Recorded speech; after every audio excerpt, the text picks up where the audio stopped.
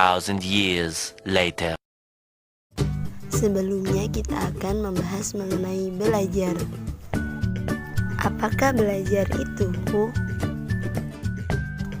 Belajar adalah suatu proses atau upaya yang dilakukan setiap individu untuk mendapatkan perubahan tingkah laku, baik dalam bentuk pengetahuan, keterampilan, sikap, dan nilai positif sebagai suatu pengalaman dari berbagai materi yang telah dipelajari. Jadi, belajar adalah proses individu untuk berubah ke arah yang lebih baik dan menjadi seorang pribadi yang lebih baik lagi. Di dalam proses belajar terdapat motivasi yang diperlukan untuk membakar semangat agar mampu mencapai target yang diinginkan. Di mana setiap orang tentu memiliki target, mimpi atau cita-cita masing-masing dengan beragam cara untuk mendapatkannya. Salah satu cara paling mudah untuk mencapai target tersebut adalah dengan belajar.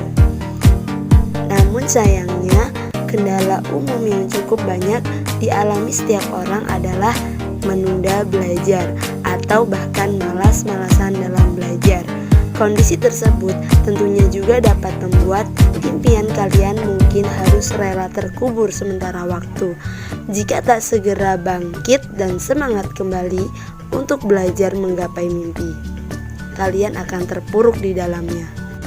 Ini dia ada sebuah video motivasi belajar. Silahkan disimak baik-baik.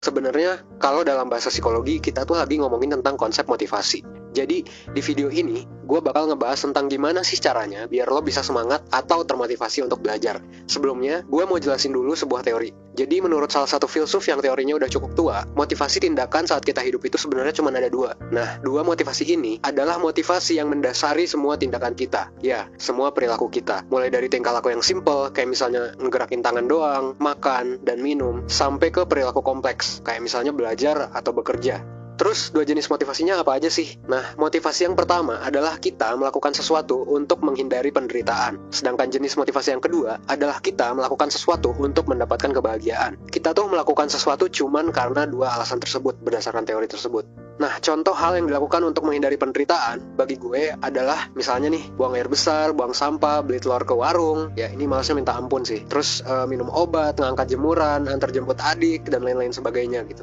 Nah, di sisi lain, contoh hal yang dilakukan untuk mendapatkan kebahagiaan bagi gue adalah main Dota, traveling, hunting foto, kencan, main gitar, ngeblog, dan lain sebagainya. Dan setiap orang pastinya punya kotak-kotak tersendiri untuk menempatkan motivasi tindakannya. Ada banyak hal yang masuk ke kategori menghindari penderitaan bagi sebagian orang, tapi oleh sebagian orang lain dianggap sebagai tindakan untuk mendapatkan kebahagiaan. Nah, contohnya adalah belajar. Ada orang yang belajar untuk menghindari penderitaan, dan ada juga orang yang belajar untuk mendapatkan kebahagiaan. Ada orang yang belajar karena rasa ingin tahu tentang dunia. Ada juga orang yang belajar karena passion akan suatu ilmu tersebut. Dan ada juga yang belajar karena ingin having fun, ya karena menurut mereka belajar itu menyenangkan. Tapi ada juga yang belajar karena terpaksa, karena disuruh orang tua, karena obsesi akan PTN tertentu, atau karena membutuhkan pengakuan orang lain. Tapi yang lo harus tahu adalah ada rumus tentang motivasi yang berlaku untuk semua orang. Tindakan yang dilakukan atas motivasi untuk mendapatkan kebahagiaan itu selalu ngasih kepuasan yang lebih dibandingkan tindakan yang dilakukan atas motivasi menghindari penderitaan. Kalau lo gak semangat belajar, mungkin buat lo, belajar adalah menghindari penderitaan. Lo sendiri yang dengan sadar menempatkan belajar dalam kotak itu, dan memandang belajar adalah sesuatu yang melelahkan, membosankan, dan harus diselesaikan. Itulah kenapa lo gak bahagia melakukannya. Karena mungkin aja lo belajar untuk menghindari penderitaan, bukan untuk mendapatkan kebahagiaan. Ini juga lah yang membedakan motivasi menghindari penderitaan dan mendapatkan kebahagiaan. Kalau lo belajar untuk menghindari penderitaan, ya lo menganggap bahwa lo harus belajar. Sedangkan kalau lo belajar untuk mendapatkan kebahagiaan, ya lo belajar karena lo mau belajar gitu, bukan karena harus. Dan perbedaan simpel ini antara mau dan harus tentu ngaruh banget. Akan lebih keren ketika lo belajar karena emang lo mau daripada lo harus. Karena lo gak kepaksa untuk belajar, karena itu kemauan dari diri lo sendiri. Mungkin ini alasan yang bikin lo jadi gak ikhlas, dan lo pun akhirnya capek, lalu belajar lo jadi gak efektif. Sampai akhirnya lo pun bingung, kenapa sih kerja keras lo selama ini masih kalah sama orang lain? Dan ya hal ini bisa jadi karena lo gak having fun, makanya belajar kerasa jadi beban buat lo. Ya kalau udah gitu sih, selamat aja menikmati kelelahan dalam menjalaninya. Dari video tersebut bisa kita tarik sebuah kesimpulan. bahwa belajar itu harus datang dari kemauan diri sendiri, bukan dari paksaan orang lain. Belajarlah karena kalian butuh ilmu, bukan ilmu yang membutuhkan kalian. Sehingga kalian mampu belajar dengan sungguh-sungguh untuk mendapatkan ilmu yang kalian cari. Mungkin cukup sekian video dari saya, kurang dan lebihnya saya mohon maaf. Dan semoga video ini bisa bermanfaat buat kita semua.